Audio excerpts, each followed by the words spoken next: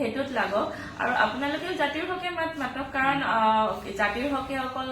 সংগঠন কৰি থাকিলে বা চৰকাৰৰ তলত বা তেওঁলোকৰ লগত মিলি পেলাই কিছুমান কাম কৰি থাকিলে জাতিৰ নহয় কাৰণ আপোনাৰহে উন্নতি হৈছে জাতিটোৰ উন্নতি হোৱা নাই আৰু তেনে ক্ষেত্ৰত আমাৰ নিচিনা মানুহে যেতিয়া মানে ধৰক বুজি পাব যে ইমান সংগঠন থাকিও আমি একো পোৱা নাই সেইটো কাৰণে ওলাই আহিবলগীয়া হৈছে আৰু আপোনালোকে কৈছে 10খন জিলাত দিছে বহুত ডাঙৰ কথা হৈছে আৰু এইটো বুজি চাব লাগিছিলে যে 10খন জিলাতে মিচিং মানুহ আছে মই বাৰে বাৰে এইটো কথা কম আৰু আমাৰ উদ্দেশ্যটো কি হ'ব লাগিছিলে যে আমাৰ সভ্যতা সংস্কৃতিটো আমি বিস্তাৰ কৰি দিয়া অকল অসমতে নাথাকক আমি বাহিৰলৈকে লৈ যাওঁ কিন্তু এনেকে যদি মানে আমাক দমন কৰি তেওঁলোকে আমাৰ সভ্যতা সংস্কৃতিক যদি হেৰি কৰিছে তেতিয়াহ'লে নিজৰ ভৰিতে কুঠাৰ মাৰিছে কাৰণ এটা কথা স্পষ্ট যে কোনো স্থায়ী নহয় সকলো ক্ষণস্থায়ী বহুত সময় কম সময়ৰ কাৰণে থাকে আজি তোমাৰ সময় আহিছে সেইকাৰণে তুমি আজি কৈ আছা কাইলৈ সেই সময়টো তুমি বেলেগেও পাব তেতিয়া তোমাৰ কি অৱস্থা হ'ব তেতিয়া তুমি আমাৰ নিচিনাকে ওলাই আহিব লাগিব সেইকাৰণে এটাই কথা যে ইতিহাসত এটা কথা আছে যাৰ উত্থান হয় তাৰ পতনো হয় সেইটো কথা মনত ৰাখিব লাগিব আৰু এটা কথা লাষ্ট পাতিম চাওক বিজেপি চৰকাৰ অহাৰ পাছত আপোনালোক সকলোৱে নিশ্চয় দেখিছে যে শেহতীয়াকে বিজেপি গভৰ্ণমেণ্ট অহাৰ পাছত আমি ভাতৃ দ্বিতীয়াত তেওঁলোকে চৰকাৰী বন্ধ ৰাজ্যিক বন্ধ ঘোষণা কৰা আমি দেখিছো যে ছট পূজাত তেওঁলোকে ৰাজ্যিক বন্ধ ঘোষণা কৰিছে বিহাৰী সম্প্ৰদায়ৰ ছট পূজা আৰু তেওঁলোকে এই ছট পূজাৰ প্ৰচাৰ প্ৰসাৰৰ কাৰণে আপোনাৰ বিভিন্ন ধৰণৰ পদক্ষেপ লৈছে আমি দেখিছো গুৱাহাটীৰ ক্ষেত্ৰত ট্ৰেফিক সিগনেল চেঞ্জ কৰি দিয়ে তেওঁলোকে ৰাস্তা সলনি কৰি দিয়ে ছট পূজাৰ প্ৰচাৰ প্ৰসাৰৰ ক্ষেত্ৰত কোনটো উৎসৱত তেওঁলোকে সা সুবিধা দিছে ছট পূজাত দিছে এতিয়া আমাৰটো চাওক মিচিং জনগোষ্ঠী হৈছে অসমৰ ভূমিপুত্ৰ দ্বিতীয় জনসংখ্যাৰ জনগোষ্ঠী গতিকে আমাৰ কৃষ্টি সংস্কৃতি প্ৰচাৰ প্ৰসাৰৰ ক্ষেত্ৰত কিন্তু দায়বদ্ধ হয় নে নহয় চৰকাৰখন কেতিয়াও নহয় কিন্তু আমি দেখিছো যে বিজেপি চৰকাৰখনে নিজকে কিন্তু ট্ৰাইবেলৰ চৰকাৰ বুলি কয় দেই ট্ৰাইবেলৰ চৰকাৰ বুলি কয় ট্ৰাইবেলৰ চৰকাৰ বুলি কোৱা এই চৰকাৰখনে হিমন্ত বিশ্ব শৰ্মাই তেওঁলোকে আমাৰ কৃষ্টি সংস্কৃতি প্ৰচাৰ প্ৰসাৰৰ ক্ষেত্ৰত তেওঁলোকে দায়িত্ব ল'ব লাগে নে নাই এতিয়া তেওঁলোকে আপোনাৰ ভাতৃ দ্বিতীয়াৰহে দায়িত্ব লৈছে কেৱল ভাতৃ দ্বিতীয়াৰ দায়িত্ব ললে হ'ব নেকি কেৱল ছট পূজাৰ দায়িত্বটো ললে হ'ব নেকি ৰাজ্যিক বন্ধ মানে এই উৎসৱটোৰ প্ৰতি তেওঁলোকে আচলতে সহযোগিতা কৰা প্ৰমোট কৰাৰ ক্ষেত্ৰত তেওঁলোকে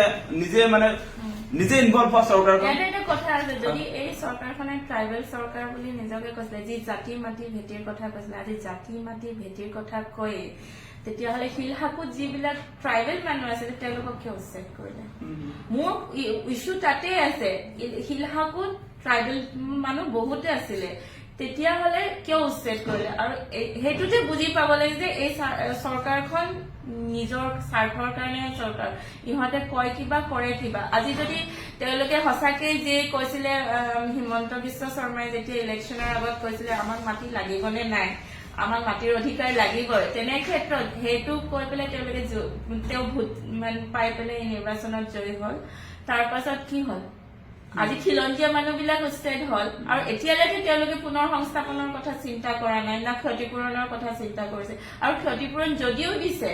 কিমান দিছে 10 লাখ আৰু 5 লাখ তাকো কিমান ঘৰৰ মানুহক দিছে তেওঁলোকে এতিয়ালৈকে লিষ্টটো ফাইল কৰা নাই এইকাৰণে মই বেছিকে এইটো কথা নকওঁ কিন্তু ট্ৰাইবেল চৰকাৰ বুলি এখন চৰকাৰে নকব নিজকে যদি ট্ৰাইবেল হয় তেতিয়াহ'লে ট্ৰাইবেলৰ কথা চিন্তা কৰক যেনেকে আজি আপোনালোকে ধৰি লওক আপোনাৰ 6 শিডিউলৰ কথা আহে ন 6 শিডিউল তেতিয়াহ'লে আমাকো দিয়ক আমি সেইটো বিচাৰো আমাক লাগিব কিন্তু তাৰ আগতে আমাৰ বন্ধটোতো লৈ লওঁ বন্ধ নোলোৱাকে 6 শিডিউল কৈ থাকিলেতো নহব ন 6 শিডিউল সম্পৰ্কত আমাৰ বিভিন্নজনে প্ৰশ্ন উত্থাপন কৰে যে আমি 6 শিডিউল বিৰোধিতা কৰো নেকি আমি আচলতে আপোনালোকক একদম বহুত হাত থৈ কৈছো যে আমি মিচিং জনগোষ্ঠীয়ে বিচাৰি থকা 6 শিডিউল কোনো কাৰণতে আমি বিৰোধিতা নকৰো 6 শিডিউল লাগে আমি তাৰ লগতে আমি যেনিবা আৰু এটা কথা কৈ আছো যে আমাৰ অসমৰ যিবিলাক 6 জনগোষ্ঠীয়ে তেওঁলোকে এছটিৰ কাৰণে তেওঁলোকে আন্দোলন অব্যাহত ৰাখিছে আমি কৈছো যে এছটিও দিয়ক কিন্তু এক্সিষ্টিং এছটি বিলাকৰ যিবিলাক এতিয়া যিখিনি তেওঁলোকে পাই আছে সেইবিলাক কৰ্তন কৰি নহয় আমি ভাবো যে অসমখন ট্ৰাইবেল ষ্টেট হৈ যাওক আমাৰ একো দিগদাৰ নাই ট্ৰাইবেল সকলৰ হাতলৈ ক্ষমতা হওক স্বায়ত্ব শাসনৰ ব্যৱস্থা হওক আমি কিয় বেয়া পাম বাৰু আমি কোনো কাৰণ এতিয়াও যদি আমাৰ এই জনগোষ্ঠীৰ যিবিলাক সংগঠন আছে এতিয়া ৰাভা তিৱা মিচিঙে যদি 6 শিডিউলৰ কাৰণে প্ৰতিবাদ কৰে ডেফিনেটলি আমি তাত সন্মুখৰ পৰা থাকিম তেওঁলোকক সহযোগ কৰিম আমাৰ কোনো আপত্তি নাই তেওঁলোকৰ আন্দোলনত আমি সদায় সহযোগ কৰিম আৰু আমি দেখা নাই দেই আমি এই কথাটো পাতিব লাগে যে আমি এই চাওক বাইদেউ, এই 10 বছৰত আপুনিও দেখা নাই, ময়ো দেখা নাই যে 6 শিডিউল সম্পৰ্কত এই দিছপুৰত কেতিয়াবা ধৰ্ণা দিয়া আমি দেখা নাই। আমি দিল্লীতো দেখা নাই, যন্তৰ মন্তৰতো কেতিয়াও 6 শিডিউলৰ কাৰণে আচলতে ধৰ্ণা আয়োজন কৰা আমি কেতিয়াও দেখা নাই। আৰু চাওক, আৰু যিখিনিয়ে ইতিমধ্যে 6 শিডিউল পাইছে, মই সেই সম্পৰ্কত আচলতে এটা ভিডিঅ' বনাইছিলো, নিউজতো প্ৰচাৰ হৈছে যে আজি বড়োলেণ্ডে 6 শিডিউল পোৱা আজি বহুত দিন হৈ গ'ল। 2003 তেওঁলোকে BTC চুক্তি কৰিছিলে হাগ্ৰাম মহিলাৰীয়ে। তাৰ আগত আপোনালোকে নিশ্চয় জানে যে আমাৰ ডিমা হাছাও স্বায়ত্তশাসিত পৰিষদ ডিমাছাসকলে 6 শিডিউল ইতিমধ্যে পাইছে। কাৰ্বিসকলে, আমাৰ কাৰ্বি আংলঙত থকা কাৰ্বিসকলে আমাৰ 6 শিডিউল পাইছে। আৰু তেওঁলোকে 6 শিডিউল আনিবৰ কাৰণে আচলতে যি ধৰণে প্ৰেচাৰাইজ কৰিছিলে, তেওঁলোকৰ যিটো মুভমেণ্ট আছিলে, সেই বস্তুটো আচলতে বৰ্তমান বিচাৰি থকা আমাৰ যিখিনি 6 শিডিউলৰ কাৰণে সংগ্ৰাম কৰিছে, তেওঁলোকৰ পৰা কিছু শিকা প্ৰয়োজন বুলি ভাবো। যিসকলে, কাৰণ তেওঁলোকে যিহেতু পাইছে, পোৱা মানুহৰ পৰা আমি অলপ কিছু শিকিব লাগে। আৰু নিগচিয়েচন, এটা শব্দ মই শুনি আছো, নিগচিয়েচনৰ জৰিয়তে বোলে ইমান ডাঙৰ সংবিধানৰ আপোনাৰ 6ষ্ঠ অনুসূচী, সংবিধানত থকা বস্তু, সংবিধান অনুসৰি স্বায়ত্তশাসনৰ ব্যৱস্থা, আপোনাৰ ফাণ্ড চেন্ট্ৰেলৰ পৰা আহিব,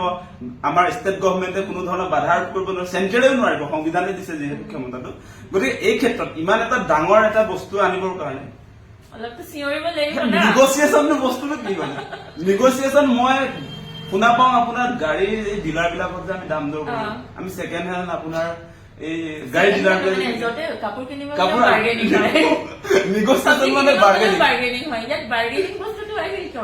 নহয়। চাওক, এতিয়া সেই বস্তুটোৱে বুজি পোৱা নাই। মানে আমি যিটো দেখিছো দেই,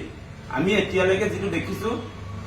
মানে 6 শিডিউলৰ কাৰণে যেনেকুৱা ধৰণে যিবিলাকে পাইছে, যেনেকুৱা মুভমেণ্ট কৰিছে, ডিভাইড আছাম 50-50 মুভমেণ্টটো আপোনাৰ নিশ্চয় মনত পৰিছে। কেনেকৈ ইয়াৰ ৰেলপথ অৱৰোধ হৈ যায় কোকৰাঝাৰত, এমাহলৈকে ৰেলপথ অৱৰোধ কৰি ৰাখি দিয়া দেখিছো। মই কিন্তু আপোনালোকৰ ৰেলপথ অৱৰোধ কৰিবলৈ কোৱা নাই। কোনোবাই কব যে হিংসাত্মক, মানে কি অৰ্থনৈতিক অৱৰোধ যেতিয়া উচতনি, তেনেকুৱা ধৰণৰ কথা কব। কিন্তু আচলতে তেওঁলোকে যেনেকে আনিছে, মানে তেওঁলোকৰ প্ৰচেছটো কেনেকুৱা আছিলে, তেওঁলোকে কেনেকুৱা পৰ্যায়লৈকে গৈ আচলতে গভৰ্ণমেণ্টক হেঁচা প্ৰয়োগ কৰিছিলে, সেই কথাটো কৈছো। তেওঁলোকে, মই দেখা পাইছো যে আপোনাৰ মাহত প্ৰায় 6-7টাকে আপোনাৰ দিল্লীৰ যন্তৰ মন্তৰ প্ৰতিবাদ হয়। ডিভাইড আছাম 50-50 কয়, ন' 6 শিডিউল ন' ৰেষ্ট, তেনেকুৱা ধৰণৰ প্ৰতিবাদ বিলাক দেখিছিলে। আৰ্ম ফৰ্চ বিলাকৰ মুভমেণ্টৰ কথা নকওঁৱেই। গতিকে আৰ্ম ফৰ্চ বিলাকৰ কথা কলেও মোক প্ৰশ্ন উত্থাপন কৰিব যে আপুনি মানে আমাৰ মিচিং জনগোষ্ঠীৰ মানে বা তিৱা বা কাৰ কথা কৈছিলো, ৰাভা তিৱা মিচিং জনগোষ্ঠীৰ লোকসকলক মই মানে সন্ত্ৰাসবাদী কাৰ্যকলাপ কোৱা নাই। মই কথাটো এইকাৰণে ইমান সহজে নাপায়। আৰু তলে তলে যদি আনি দিব পাৰে, তেওঁলোকক আমি গামোচা পিন্ধাই আদৰণি জনাম। তেওঁলোকে যদি কিবা নেগচিয়েচন কৰি আনি দিব পাৰে, কিন্তু যদি পাৰে তেতিয়া কৈ দেখাও। এনেই মুখতে আমাৰ আমুকে গৈ পেলাই এইটো কেতিয়াও কথা নহয়। 6 শিডিউল ইমান সহজে নাপায়। সেইকাৰণে 6 শিডিউলৰ বিষয়ে আমি বেছি আলোচনাও নকৰা ভাল। কিন্তু আমাৰ দাবীটো হৈছে যে আমাক ৰাজ্যিক ভিত্তিত বন্ধ লাগে, আৰু নিজৰ মাজতে ভাগ বতৰা নকৰি আমাৰ এগেইনষ্টে গৈ পেলাই কি কয়, মিচিং সচেতন সমাজৰ এগেইনষ্টে গৈ পেলাই ইমান ডাঙৰ ইছ্যু নহয় যে তেওঁলোকে মিটিং কৰি থাকিব লগীয়া হৈছে গাঁৱে ভূঞে। কথাটো হৈছে যে মানে বুজিয়ে পোৱা নাই সিহঁতে কি মানে কিহত লাগি আছে। ভিতৰি আৰু এটা কথা পাতিয়ে লওঁ নেকি বাৰু? মানে নিৰ্বাচন যেতিয়া 21 নিৰ্বাচনৰ সময়তো মাৰ্কেটত, মানে আমাৰ মিচিং জনগোষ্ঠীৰ অঞ্চলত সেই বস্তুটো 6 শিডিউল,